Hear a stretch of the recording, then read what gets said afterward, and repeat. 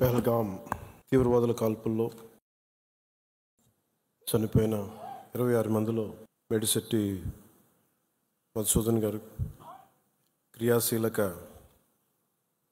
జనసేన క్రియాశీలక సభ్యులు. ఆయన కూడా దీంట్లో బలయ్యారు.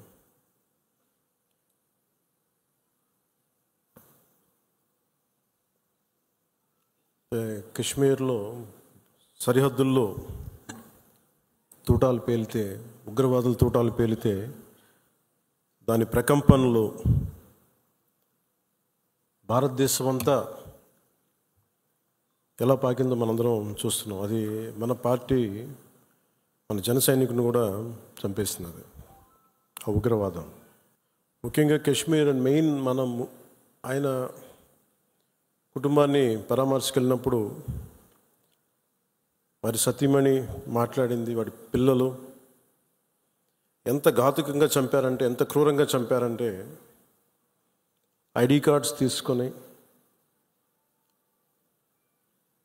నువ్వు హిందువా కాదా ఐడి కార్డ్స్ అడిగి, లేదంటే ముఖ్యంగా మన మధుసూదన్ గారి సంఘటన అయితే ఆయన సతీమణి గారి మాటల్లో సరిగ్గా 3 రోజుల ముందు వెళ్ళారంట బెంగళూరు నుంచి 3 కుటుంబాలతోటి. వెళ్తే నేను అన్ని రోజులు మామూలుగా మోడర్న్ డ్రెస్సులు వేసుకున్నాను, కానీ ఎందుకు ఆ రోజు మధుసూదన్ అంటే ఆయన అడిగారంట, డ్రెస్ వేసుకుంటే మోడర్న్ డ్రెస్ వేసుకుని బొట్టు పెట్టుకోకూడదా అని. అంటే ఆ సంఘటనకి ముందు సరిగ్గా ఒక అరగంట ముందు బొట్టు పెట్టుకున్నారంట. ఆవిడ చెప్తుంది ఏంటంటే, బొట్టు పెట్టుకున్న తర్వాత నేను కాదని కూడా అబద్ధం కూడా చెప్పలేం కదా, తప్పించుకోవడాకన్నా అలా దొరికిపోయాం మేము. ముందు అరుపులు వినిపించినాయి, తుపాకీ శబ్దాలు వినిపించినాయి, కింద పడుకున్నాం, నా చేయి కూడా పట్టుకున్నాడు, పిల్లలు కొంచెం దూరంగా ఉన్నారు. ఇదంతా కుటుంబం దాదాపు అలాగే ఆ గ్రౌండ్లో దాదాపు ఆ ఏరియాలో 400 నుంచి 500 మంది ఉండిపోయారు టూరిస్టులు. మధుసూదన్ గారు ఆయన సతీమణి చేయనే పట్టుకొని, ఏమవుతుంది మనకేమవుతుంది, నువ్వు చూడకంటే ఆ బూట్ల చప్పుళ్ళు చాలా తాయితీగా వచ్చి, అంటే ఎందుకు మాట్లాడుతున్నానంటే ఎంత కోల్డ్ బ్లడెడ్తో చంపారంటే మనం ఊహించుకోలేము. అంటే షికారుకు వచ్చినట్టుగా వచ్చి వేటాడి వెళ్ళిపోయారు మనుషుల్ని.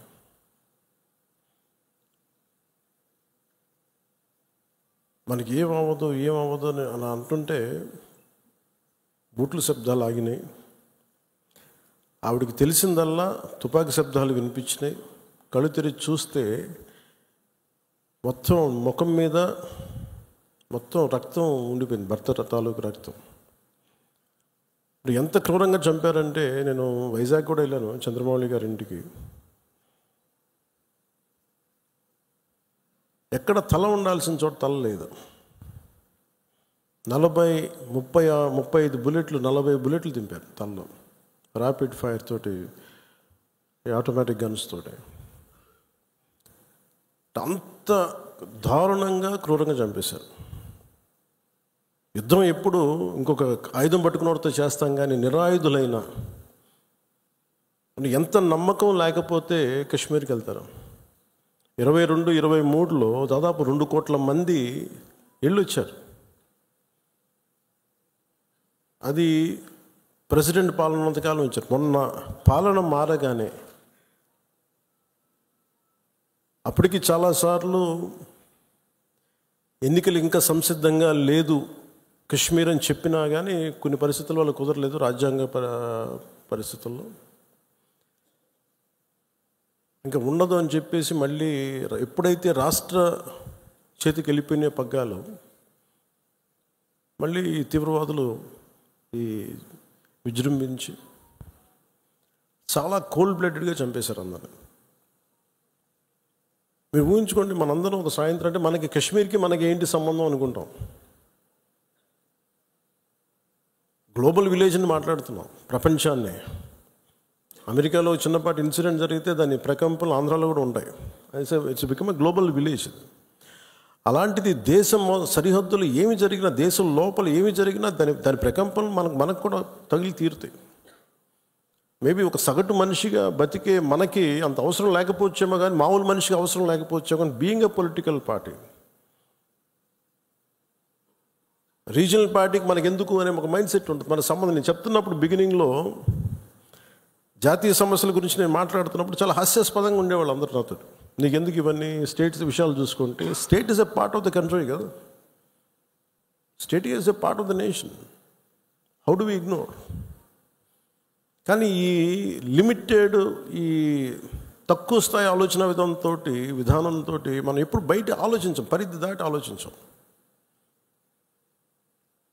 సో ఇప్పుడు నేను ఆ దేశం కోసం ఎందుకు ఎంత తపన పడతానంటే, if borders are not secured, Kashmir భారతదేశం అదంచు దాడితే పాకిస్తాన్ వస్తుంది.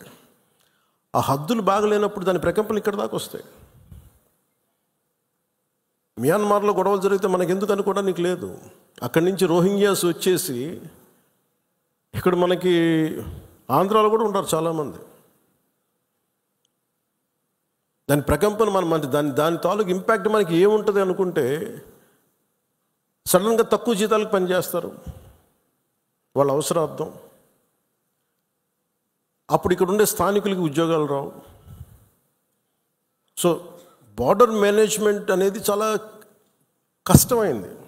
సో అందుకని మనందరం కూడా యాజ్ ఎ పొలిటికల్ పార్టీ, మీరందరూ కూడా క్రియాశీలక కార్యకర్తలు ఉన్నారు, పెద్ద పెద్ద నాయకులు ఉన్నారు, వేదిక పైన ఎమ్మెల్యేస్ ఉన్నారు, మినిస్టర్స్ ఉన్నారు, గౌరవ మంత్రులు ఉన్నారు, ఎమ్మెల్సీస్ ఉన్నారు. Border management is very essential. మన చిన్నపాటి ఇంటి సరిహద్దులనే మనకు రోజు ఎవడన్నా పొలం ఉంటే ఆ సరిహద్దులను ఎవడ గట్టు జరిపాడా లేదని ఇంత ఆలోచిస్తూ ఉండే. చిన్న ఒక 2 ఎకరాల పొలం ఉంటేనే, ఒక 10 సెంట్లు భూమి ఉంటేనే, రోజు 2 సెంట్లు భూమి ఉంటేనే మనం ఎంత తెలుస్తాం. అలాంటిది కంట్రీ సరిహద్దుల్ని మనం చూసుకోకపోతే నాయకులుగా వచ్చే ఉపద్రవాలు ఇలా ఉంటాయి. మన దేశం ఎప్పుడు కూడా చాలా మెత్తని దేశం. ఉగ్రవాదులకి ఎందుకు సమాధానం చెప్పలేం. మీరు నిజంగా ఆవిడ పడ్డ బాధ చూస్తే ఎంత కనికరం అవసరం లేదు ఉగ్రవాదుల మీద అనిపించింది. నిర్దాక్షిణ్యంగా తీసేయాలన్నా. ఆవిడ అన్న మాటలు, చంద్రమౌళి గారు మేము మన వైజాగ్లో కనుక, ఆయన retired employee, bank employee, retirement plan ఏం చేయాలో, పిల్లలు అమెరికా వెళ్ళిపోయి ఏం చేయాలో తెలియక ఆయన జస్ట్ ఒక 5 రోజుల కన్నా వెళ్తే ప్రాణాలు పోయినాయి. మీరు ఊహించుకోండి, మన సరదాగా చాట్ తిందామని చెప్పి హైదరాబాద్లో గోకుల్ చాట్కి వెళ్తే బాంబ్ బ్లాస్ట్ జరిగింది, ప్రాణాలు పోయినాయి. Simple chat. అలాగే పార్క్కి వెళ్దాం, లుంబిని పార్క్ వెళ్ళి కూర్చుందాం పిల్ల పాపలతో అంటే బాంబులు పేలినాయి. అంటే ఉగ్రవాదం తాలూకు పంజా అన్నిటి మీద ఉంటుంది. దీంట్లో దాదాపు 26 మంది చనిపోయారు.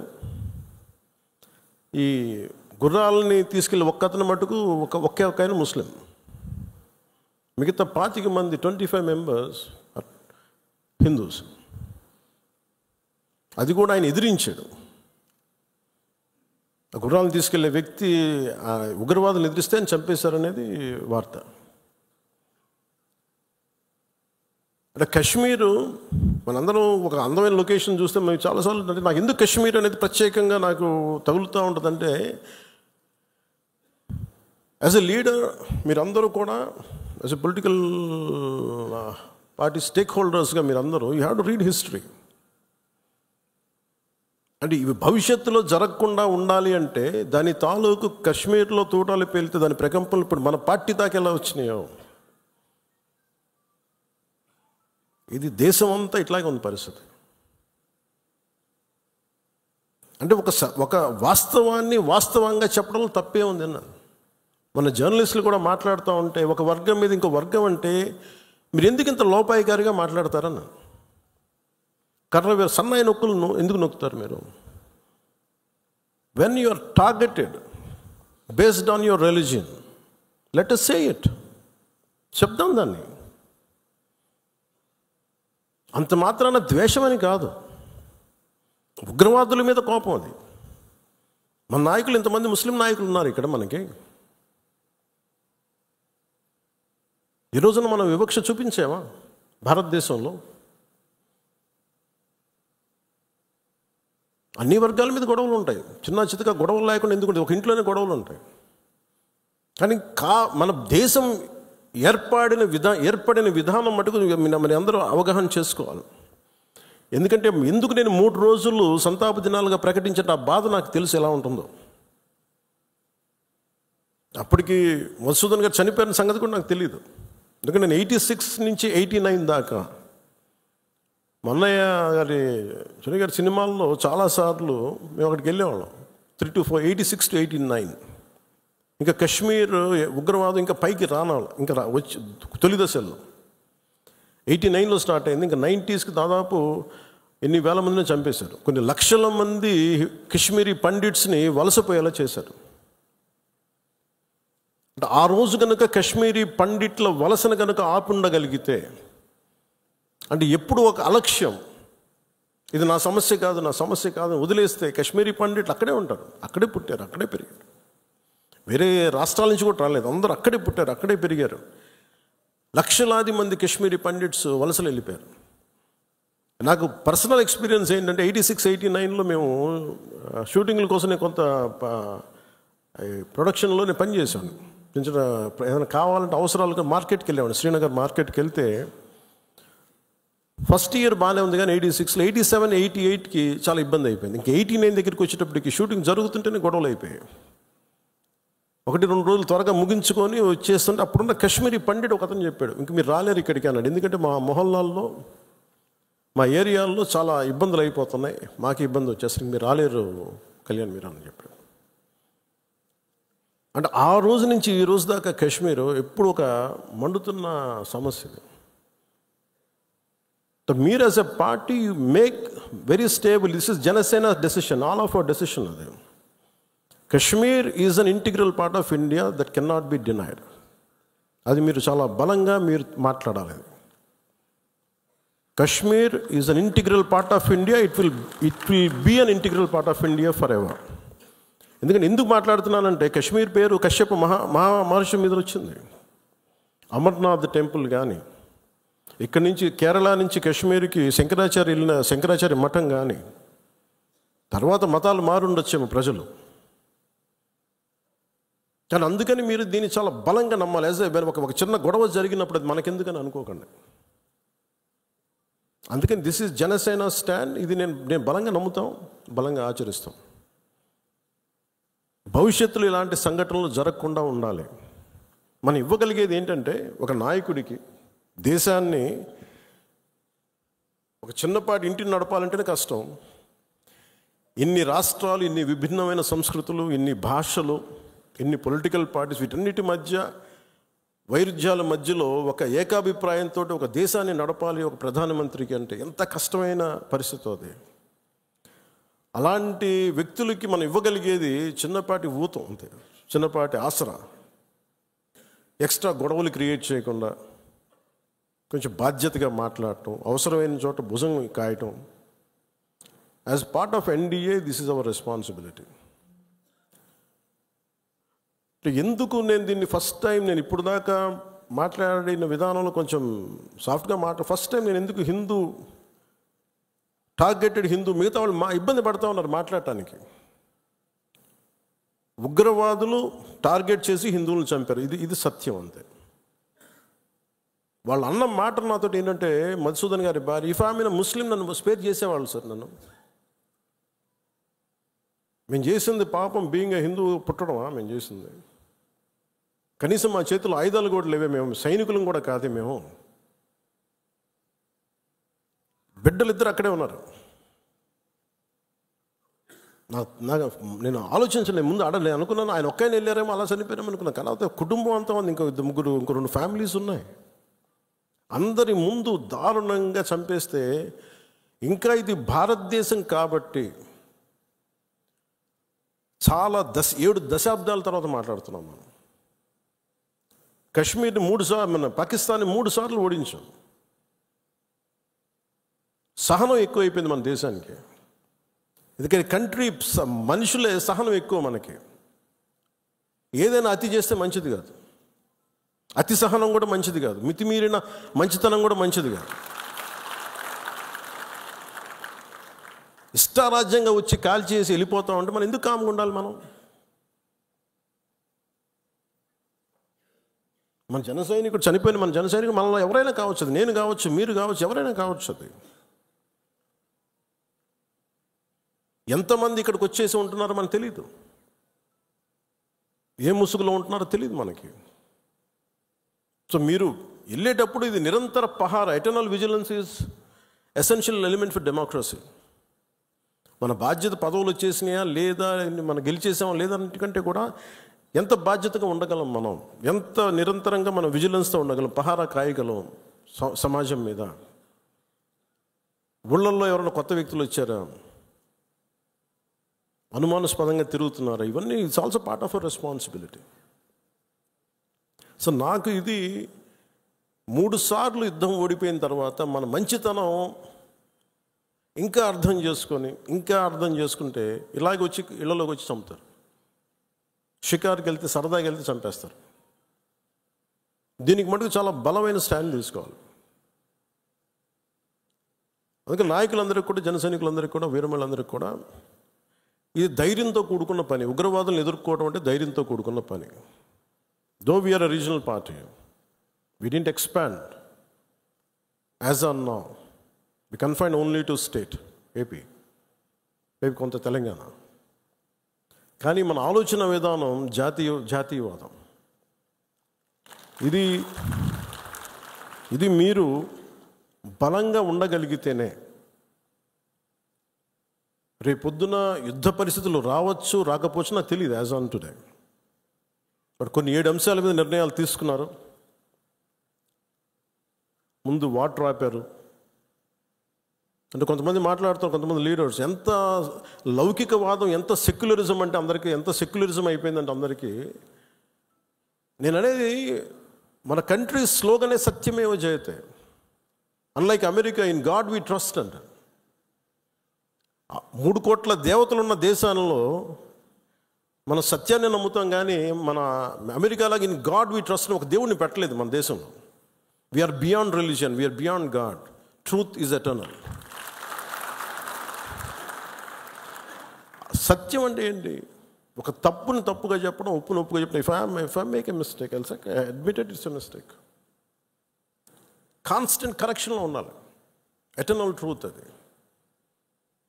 అలా కాకుండా ఇంత 26 మంది చనిపోతే మత ప్రాతిపాదికని చంపినా కానీ మన సెక్యులర్ వాదులు, సో కాల్డ్ సూడో సెక్యులరిస్ట్,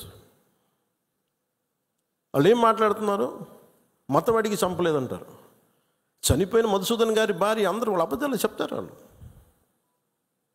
పాకిస్తాన్ని ప్రేమిస్తా అంటారు. వీళ్ళందరూ ఇక్కడ భారతదేశంలో కూర్చొని మీరు పాకిస్తాన్ని ప్రేమిస్తుంటారు. మొన్న కొంతమంది నాయకులు డిబేట్లో మాట్లాడుతుంటే చూస్తున్నాను. మీరు పాకిస్తాన్ అంత ప్రేమిస్తే దయచేసి పాకిస్తాన్కి వెళ్ళిపోండి, ఇక్కడ ఎందుకు? పాకిస్తాన్ మీద మీకు అంత ప్రేమే ఉంటే ఇది మాట్లాడుతున్న పని ఏదైనా వీళ్ళందరూ కూర్చొని కాంగ్రెస్ నాయకులు వీళ్ళందరూ, కొంతమంది ఎమ్మెల్సీలు కూడా ఉన్నట్టుగా అనిపించింది నాకు చూస్తుంటే. ముఖ్యంగా సౌత్ నుంచి ఉన్నారు కొంతమంది సీనియర్ కాంగ్రెస్ నాయకులేం. కాంగ్రెస్లోనే విభేదం ఉంది. మేము వెళ్ళిపోతే మీరు పాకిస్తాన్ని, మీరు భారతదేశంలో దాడి జరిగినప్పుడు భారతదేశానికి నిలబడాలి తప్ప పాకిస్తాన్కి నిలబడతాం మీరు సెక్యులరిజం అంటే అది ఏ ససేమిరా, ఎవరు ఒప్పుకోరు. ఇక్కడ ఆ బలం మనం చూపించాలి. మనం ప్రాణాలు పోతే తిరిగి వస్తాయా? ఆయన ప్రాణాలు పోయినాయి, ఆయన బిడ్డల పరిస్థితి ఏంటి? ఆయన భార్య పరిస్థితి ఏంటి? మెరిట్ మీద ఉద్యోగం సంపాదించుకున్న అబ్బాయి, ఒకటే కంపెనీలో నిలబడి ఆ మెరిటోరియస్గా ఎదిగినవాడు, ఒకటే మాట ఆయన మా మిస్సెస్ మాట్లాడుతూ ఉన్నారు. మాకు ఏం ఆశలు లేవు సార్, మేము సింపుల్ ఒక చిన్న మిడిల్ క్లాస్ ఫ్యామిలీ. మేము టీవీల్లో కనిపిస్తామని మా కళ్ళలో కూడా ఉన్నాం, కానీ మా దురదృష్టం ఇలా కనిపించాం మేము టీవీలోనే. నా భర్త చనిపోయినప్పుడు ఇలా మేము టీవీలో కనిపించి మా బతుకులు బయటకు వచ్చినాయి. నా భర్త చనిపోయాడు, అది చెప్పుకోవాల్సిన దుస్థితి మాకు వచ్చిందని. వెళ్ళినప్పుడు బిగినింగ్లో ఆవిడ నన్ను ఎంత ఒకలాగా ఒక నిష్ఠూరంగా మాట్లాడారంటే బాధపడుతున్నారు. మిమ్మల్ని అనకూడదని మళ్ళీ అన్నారు. మీరందరూ ఇస్తేనే కదా నమ్మకం. ఇది మోదీ గారి ప్రభుత్వం, ఎన్డీఏ ప్రభుత్వాన్ని కదా మేము భరోసాతో కదా మేము వెళ్ళింది, కాక మేము కాశ్మీరు ఇన్ని కోట్ల మంది వెళ్ళారని మీరు అందరూ చెప్తేనే కదా మేము వెళ్ళాం కాశ్మీరు. మమ్మల్ని ఇలా పెట్టేశారు ఏంటి అనేది ఆవిడ మాట్లాడుతుంటే ఆవిడ నాలో మొత్తం భారతదేశ ప్రభుత్వాన్ని చూశారు ఆవిడ. నన్ను ఆ తిట్లు నేను తీసుకున్నాను. ఆవిడ సారీ చెప్తున్నారు కానీ నాకు అర్థం లేదమ్మా, మీరు ఎంత తిట్టాలో తిట్టను, ఏం పర్లేదన్నాను. మీ కోపం ఎవడో ఒకరి మీద చూపించాలి, మీరు కోపం మా మీద చూపించండి, పర్లేదన్నా. అని ఇంత దారుణంగా ఉంటుంది. నేను అనేది ఏంటంటే మనం నువ్వు ఏదైనా సరే మత ప్రాతిపాదికన చంపటం ఇది మటుకు అస్సలు ఏమాత్రం సహించలేను. అంటే ఎందుకు భారతదేశం చాలా బలమైనది, భారతదేశం మన సెక్యులరిజం చెప్పుకోకర్లా, సెక్యులర్ అనే పదం మనం యాడ్ చేయక్కర్లా. సెక్యులర్ పదం అని యాడ్ చేయకముందు 70s వీఆర్ సెక్యులర్. సెక్యులరిజం అంటే అపీస్మెంట్ కాదు, అది వైట్ వాష్లు చేయకండి తప్పులు చేస్తే. సర్ తన్సే జుదా అని చెప్పి అంటే అట్లాగే తుపాకులతో సర్ తన్సే జుదా చేశారు వాళ్ళు ఉగ్రవాదులు. తల లేదు, పట్టుకుందాం ఆకన్నా ఇలా అంటే తల లేదు అక్కడ. మీరు ఊహించుకోగలరు అది, ఈ మాట్లాడే తల లేదు. ఇంత క్రూరంగా చంపేశారు. ఎంత సహనం చూపిస్తాం? తప్పు జరిగినప్పుడు తప్పని చెప్తాం. పాకిస్తాన్కి మనకి ఏంటి తేడా? జిన్నా విడిపోయినప్పుడు మేము పాకిస్తాన్లో అందరినీ సమానంగా ఆదరిస్తామని చెప్పారు. హిందువులు ఎల్లక్కర్లేదు, ఆదరిస్తామని చెప్పారు.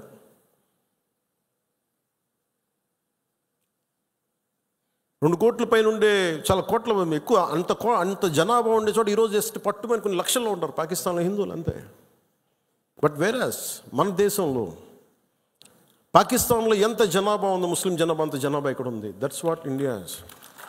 అంటే మనం నిజంగా ఈ సోకాల్డ్ సూడో సెక్యులర్ వాదులు చెప్పిన విధానంగానే అయితే నిజంగా అసలు ఇంతమంది ముస్లిం పాపులేషన్ ఉంటుందా?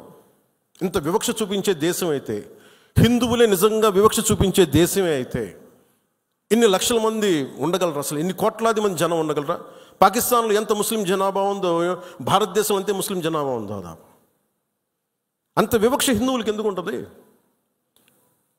హిందూస్ అక్కడెక్కడ కొంతమంది నాయకులు ఉన్నారేమో మనకు తెలీదు. సంఘటనలు జరుగుతూ ఉంటాయి. మొన్నటికి మొన్న బంగ్లాదేశ్లో హిందువుల మీద దాడులు జరుగుతూ ఉన్నారు, విగ్రహాలు కాల్చేస్తూ ఉన్నారు, దుర్గాదేవి ఆలయాలు కాల్చేస్తూ ఉన్నారు. నేను మాట్లాడుతున్నప్పుడు మనకెందుకు సార్ అంటారు, అక్కడి నుంచి శరణార్థులు వచ్చేస్తారు, అప్పుడు ఇక్కడికే వస్తారు. దేశం మొత్తం అప్పుడు మన స్థానికులకు ఉద్యోగాలు పోతే అప్పుడు మీకు ఓకేనా అన్న. ఆ దేశం బాగుంటేనే మనం ఇక్కడ ఉద్యోగాలు మన వాళ్ళకి ఇవ్వగలం. రెండు రాష్ట్రాల మధ్య కూడా, తెలంగాణ కానీ ఆంధ్ర కానీ, ఇక్కడి నుంచి మీరు వచ్చేస్తే మా ఉద్యోగాలు పోతున్నాయనే కదా సెపరేట్ స్టేట్ అయింది. అలాంటిది ఎక్కడ నుంచో శరణార్థులు వాళ్ళ యుద్ధ పరిస్థితులు వాళ్ళ వాతావరణ పరిస్థితులు బాగలేక మనకు వచ్చేస్తే అది మనకు అదనపు భారం, అది దేశానికి కూడా. అంతేగాని దీంట్లో మన దీంట్లో వివక్ష ఏమి ఉండదు. It's a practicality. Why this country can't afford too much of migration. Already ఇన్ని కోట్ల మంది జనాభా, వీళ్ళకి ఉద్యోగ అవకాశాలు, వీళ్ళకి ఉపాధి అవకాశాలు, వీళ్ళకి విద్యా అవకాశాలు, వీళ్ళకి గృహ అవసరాలు ఇవ్వడమే కష్టం, తపన పడాలి. అలాంటిది ఇంకా అదనంగా ఎక్కడి నుంచో వచ్చేసి వేరే దేశాల నుంచి ఎక్కడ తీసుకుంటాం? అది ప్రపంచం అంతా ఇదే సమస్య ఉంది. సో అలాంటి సమయంలో ఇది మనందరి బాధ్యత. ఇది నేషన్ సంబంధించిన సమస్యలు, మన సమస్యలు కూడా. మనం ఎక్కడో కావల్లో కూర్చున్నాం, లేదంటే నెల్లూరులో కూర్చున్నాం, సూలూరుపేటలో కూర్చున్నాం, బిట్రగుంటలో కూర్చున్నాం, లేదంటే ఎక్కడ కూర్చొని మారుమూల గోదావరి జిల్లాలో కూర్చొని కుదరదు. దీని ఇంపాక్ట్ మొత్తం మీద ఉంటుంది. ఇది మనందరి బాధ్యత. ఇది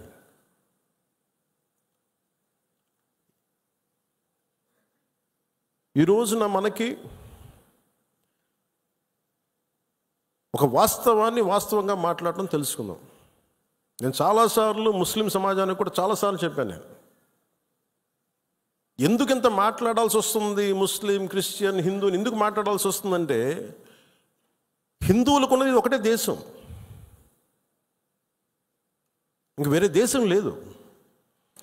ఇక్కడ కూడా హిందువులను టార్గెట్ చేసి చంపితే ఎక్కడికి పారిపోతారు? అంటే నీకు చంపింది 26 మందిని, కానీ దాని ఇంపాక్ట్ కోట్లాది మంది జనాభా, ఆశేష్ మొత్తం భారతదేశం మొత్తం మీద ఉంది. వెళ్ళి మీ ప్రధానమంత్రికి చెప్పుకో, మీ మోడీకి చెప్పుకో. అది మోదీ గారికి చెప్పడం కాదు, అది చంపేసి నన్ను కూడా చంపేయాలన్నాడు మసూదన్ గారి భార్య. వెళ్ళి మేము మా బిడ్డలు కూడా చంపేయండి, మేము మోడీకి చెప్పుకోపో. ఉగ్రతలు ఒకటే చెప్పాలనిపించింది. నువ్వు మోదీని అంటలేదు, ఇక్కడ మా అందరిని అంటున్నావు. ఎందుకంటే ఇలాంటి సమయం, ఎలాంటి క్లిష్టమైన కష్టమైన సమయం కాబట్టి నిత్యం విమర్శించే మోదీ గారిని విమర్శించే నాయకులు కూడా ఈరోజు ఆయనకు మద్దతు తెలుపుతూ ఉన్నారు. దేశం అంత ఏకతాటిపైకి వచ్చింది మొట్టమొదటిసారి.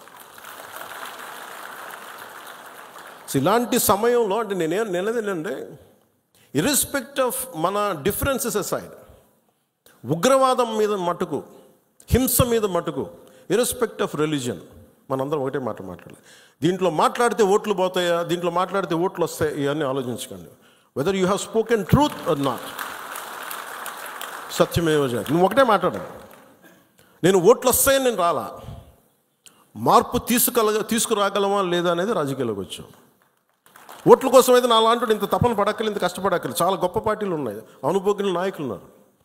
కానీ ఒక సత్యాన్ని సత్యంగా మాట్లాడడం చాలా శక్తి కావాలి, దానికి ధైర్యం కావాలి. సహజంగా ఇలాంటి సంఘటనలు, ఉగ్రవాదులు జరగగానే అందరూ మనకెందుకు వాళ్ళు మన టార్గెట్ చేస్తారేమో అనుకుంటాను. మన సరిహద్దులకు వెళ్ళలేదు. నేను చెప్పాను, మన అందరూ ఇళ్లలో కూర్చొని జాగ్రత్తగా ఉండి ఎవ్వరికి ఒక మాట అనుకున్నా ఉంటే మన ప్రాణాలు రక్షణతో ఉంటాయి అనుకుంటున్నారా? మన చనిపోయిన మధుసూదన్ గారిని చూడండి, ఆయన ఎవరికి హాని చేశాడు? ఎవరిని పల్లెత్తి మాట అనలా. కుటుంబాన్ని తీసుకెళ్ళి కాశ్మీర్ వెళ్తే ఎక్కడ కాల్ చేశారు. హి was targeted as a Hindu. ఇది ఎక్కడో కూర్చోబెట్టి మత సామరస్యం చాలా చాలా అవసరం ఈ దేశానికి. చాలామంది మత కలహాలు క్రియేట్ చేయాలనుకున్నా కానీ కొంతమంది చేస్తుంటారు. దాన్ని మీరు అడ్డుకోవాలి. మీ కళ్ళ ముందు ఒక సంఘటన జరుగుతున్నప్పుడు మీరు అడ్డుకోండి. అది ఎవరైనా సరే, ఒక హిందూ కావచ్చు, ముస్లిం కావచ్చు, ఏమది తప్పు అంటే తప్పని చెప్పండి. మీరు ఆ ధైర్యం కావాలి మీ అందరికీ. ఎందుకంటే ఆ ధైర్యం లేనప్పుడు అప్పుడు మన పొలిటికల్ పార్టీగా మనం ఉండడం అనవసరం, ఒక పొలిటికల్ పార్టీ మెంబర్గా ఉండటం కూడా అనవసరం. హార్ష్గా చెప్పమని చెప్పట్లే, గట్టిగా తీవ్రంగా చెప్పమని చెప్పట్లే, కానీ ఇబ్బందిగా ఉంది నువ్వు చేసే పని చెప్పాలి. కష్టం తెలియాలి కదా. ఇది మటుకు మనం నిర్ణయించుకోకపోతే మీరు అందరూ అసలు ఓటు వెయ్యను ఏముంటుందని, అసలు నాయకుడు కానోడు కూడా, ఇంట్లో సోఫాలో కూర్చొని కదలని వాడు కూడా, సార్ ఇది సెక్యులరిజం కాదు సార్, ఇలా మాట్లాడకూడదు అంటే ఏంటి? అంటే ముస్లిం కాని వాళ్ళు చచ్చిపోతేనే మాట్లాడాలి సెక్యులరిజం అంటే? హిందువులకు జరిగితే మాట్లాడకూడదా? That can be defined as secularism. ఇది సమస్య మన దేశంలో. అందుకని ఇలాంటి ఈరోజు నాయకులందరికీ, మన జన సైనికులందరికీ కూడా, వీరమహిళలు అందరికీ కూడా నాకు ఒక విన్నపం ఏంటంటే, సెక్యులరిజం అనే పదానికి మీరు ఈ పడికట్టు డెఫినేషన్ మీరు తీసుకోకండి. ఇది మటుకు మీరు చాలా చాలా స్పష్టంగా తీసుకోవాలి. నేను చాలాసార్లు చెప్పాను, ముస్లిం సమాజంలో చాలామంది వచ్చి అడిగినప్పుడు మీకు ఏదైనా ఇబ్బంది వస్తే మొట్టమొదటి గొంతెత్తేది నేను, మీకు గుర్తుపెట్టుకోండి. కష్టం వచ్చింది ఎందుకంటే ఎందుకంటే నేను ఏం మాట్లాడుతున్నానంటే, సార్ ఇది మనందరం ఇక్కడ మనం పాకిస్తాన్ ఇస్లామిక్ రాజ్యం, అది they announced Pakistan is an Islamic nation. But India is not a, మనం చెప్పుకోవచ్చు కదా, this is a Hindu nation అని చెప్పచ్చు కదా. మనం ఎందుకు చెప్పం? మన మూలాల్లో మతం అనేది ఒక విధానం అంతే. అందుకని మనం ఇప్పుడు చెప్పాల్సిన అవసరం లేదు. అంటే ఈ సందర్భంగా ఇది ఏ భాషలో తర్జుమా చేసుకుంటారో తెలియదు, ఇది కాశ్మీర్ దాకా వెళ్తుందో ఇంకొకటికి వెళ్తారో తెలియదు, కానీ ఒకటే ఉగ్రవాదులకి ఒకటే సందేశం, ఇది వరకు లాంటి భారతదేశం కాదు, ఇది కొత్త భారతదేశం. అది ఎందుకంటే మేము చాలాసార్లు విసిగిపోయి ఉన్నాం, చాలాసార్లు విసిగిపోయి ఉన్నాం. మీ ఇష్టానికి వచ్చి కాళ్ళు చంపుతానంటే ప్రాణాలు ఎలాగపోతాయి మాకు తెలుసు. As well as will fight and let our life go. దాన్ని సిద్ధపడే వచ్చాం రాజకీయాల్లోకి. ఉట్టిన ఎందుకు వస్తాం? పదవులుగా. పదవులు లేకపోతే మనకి ఏమొస్తుంది? ఇంకా బాగుంటుంది. పదవులు లేకపోతే స్ట్రెస్ ఉండదు. అందుకని పదవులు ఆశించేది ఏది ఎవరైనా సరే ఇది బాధ్యత. ఇది మనందరం బలంగా మాట్లాడాలి. అలాగే ఈ సందర్భంలో పోయిన ప్రాణాలని మనం ఎలాగ తిరిగి తీసుకురాలేము. పెద్ద ఎర్నింగ్ మెంబరు చనిపోయాడు కుటుంబంలో, మధుసూదన్ గారి కుటుంబంలో. సో మనందరి తరపున, మీ అందరి తరపున, పార్టీ తరపు నుంచి ఆయనకి ఒక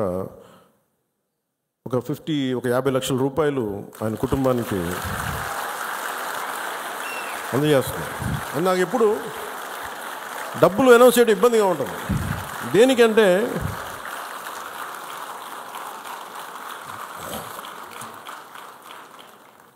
దేనికంటే మనిషి ప్రాణాలకు విలువ కట్టడం నాకు ఇష్టం ఉండదు.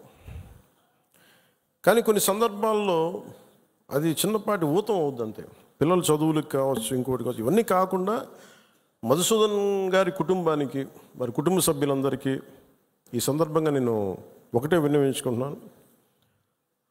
మీకు ఏ కష్టం వచ్చినా సరే మేము ఉన్నాం. మేము మీతో ఉన్నాం. ఏదో ఈరోజు ఒక 50 లక్షలు ఇచ్చి మిమ్మల్ని వదిలేయటం కాదు. మీకు ఏ కష్టం ఉన్నా సరే వాళ్ళకి మన పేషెంట్ నెంబర్స్ కూడా ఇచ్చాను. Any time you can reach out. మీకు ఏది అవసరం ఉన్నా. ఎందుకంటే చెప్పిరావు ఉపద్రవాలు.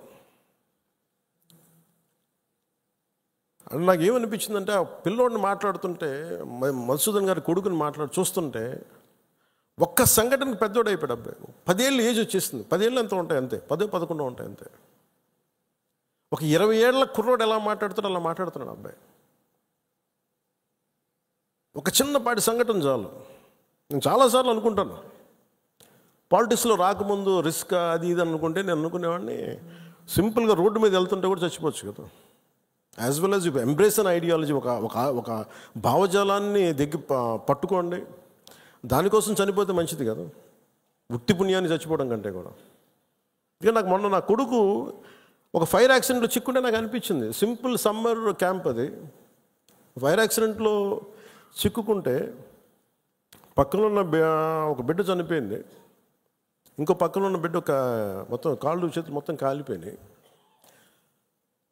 వీడికేమో లోపలికి అంతా ఈ కొంత ఫస్ట్ డిగ్రీ జరిగినాయి బర్న్స్. తర్వాత లోపలికి సూట్ అంటుందని గాలి పీల్చేయటం వల్ల ఆ పొగ. నా కొడుక్కే అర్ధరాత్రి పూట లేచి ఆ మేడపై నుంచి పడిపోతున్నట్టు కళ్ళు వస్తాయండి. సైకాలజిస్ట్ చూపిస్తున్నారు ఇప్పుడు. అలాంటిది మధుసూదన్ గారి పిల్లల్ని చనిపోయిన ఇన్ని కుటుంబాల తాలూకు మీరు వాళ్ళు ఆలోచించండి. వాళ్ళు పడుకుంటే నిద్ర పడద్దా? తుపాకులు వస్తాయి, తుపాకి చప్పుళ్ళు వినిపిస్తాయి, భర్త హాహాకారాలు వినిపిస్తాయి, తండ్రి ప్రాణాలు కోల్పోవడం వినిపిస్తాయి. ఎంత ఘాతుకం ఉంది. ఒకటి చనిపోవడం, ప్రాణాలు కోల్పోవడం ఒకటైతే, మానసికంగా దాన్ని తేరుకొని బయటికి రావడం చాలా చాలా కష్టం. అందుకని ఇలాంటి పరిస్థితుల్లో చనిపోయిన 26 మంది మరోమారు నా సంతాపం తెలియజేసుకుంటూ మనస్ఫూర్తిగా వారందరూ వారి కుటుంబాలకి,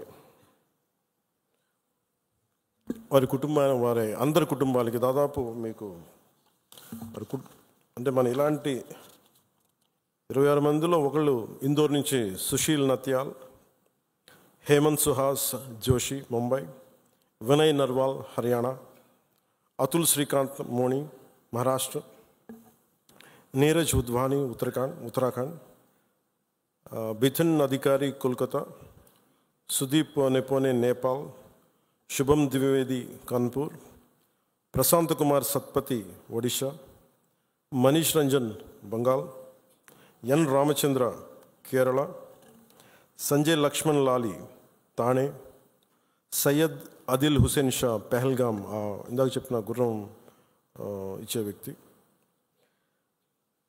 దినేష్ అగర్వాల్ చండీగఢ్, సమీర్ గుహా ఫ్రమ్ కోల్కతా, దిలీప్ దాసలి ముంబై, జేఎస్ చంద్రమౌళి విశాఖపట్నం, మధుసూదన్ రావు సోమిశెట్టి కావలి, సంతోష్ జగడ పూణే, మంజునాథరావు కర్ణాటక, కస్తూబా ఘన్వోటే పూణే, భరత్ భూషణ్ బెంగళూరు, సుమిత్ పరామర్ గుజరాత్, యతేష్ పరామర్ గుజరాత్, తాగే హేల్యాంగ్ అరుణాచల్ ప్రదేశ్, శైలేష్ భాయ్ హెచ్ హిమ్మత్ భాయ్ కలాటియా గుజరాత్. 26 మంది మృతులకి, ఉగ్రవాదుల తుపాకులకి, బుల్లెట్కి బలైన వ్యక్తులందరికీ కూడా మరోమారు మా జనసేన తరపు నుంచి, మన అందరి తరపు నుంచి హృదయపూర్వకంగా సంతాపాన్ని తెలియజేస్తూ, మనందరి సంతాపాన్ని తెలియజేస్తూ, మరోమారు మధుసూదన్ రావు గారి కుటుంబానికి నా ప్రగాఢ సానుభూతిని తెలియజేస్తూ, అలాగే చంద్రమౌళి గారి కుటుంబానికి నా ప్రగాఢ సానుభూతిని తెలియజేస్తూ, మీకు అండగా ఉంటామని తెలియజేసుకుంటూ, అలాగే జేఎస్పీ మెంబర్షిప్, మన క్రియాశీలక మెంబర్షిప్ తీసుకున్న దాంట్లో ఇంకా మన ఇచ్చే 50 కాకుండా ఇంకొక 5 లక్షల రూపాయలు అదనంగా వస్తుంది, అది కూడా సిద్ధం చేసాం. ఇవన్నీ కాకుండా రాష్ట్ర ప్రభుత్వం నుంచి కూడా ఇంకొంచెం అదనంగా మనం ఏదైనా ఇవ్వగలమా లేదనేది గౌరవ ముఖ్యమంత్రి శ్రీ నారా చంద్రబాబు నాయుడు గారితో కూడా ఒకసారి చర్చించి నిర్ణయం తీసుకుంటామని తెలియజేసుకుంటూ, చాలా దూర ప్రాంతాల నుంచి చాలా తక్కువ సమయంలో ఇక్కడికి విచ్చేసిన మన గౌరవ ఎమ్మెల్యేస్ అందరికీ, గౌరవ మంత్రివర్యులందరికీ, కొత్తగా పదవి బాధ్యతలు తీసుకున్న చైర్మన్స్ కానీ, స్థానిక సంస్థల చైర్మన్లు కావచ్చు, మెంబర్స్ కావచ్చు, అందరికీ, జన సైనికులకి, వీర మహిళలకి ప్రత్యేకించి మీ అందరికీ పేరు పేరున ధన్యవాదాలు తెలుపుకుంటూ సెలవు తీసుకుంటాను. జై హింద్.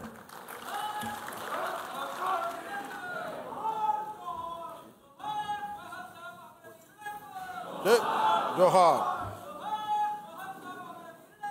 జోహార్ జోహార్, జై.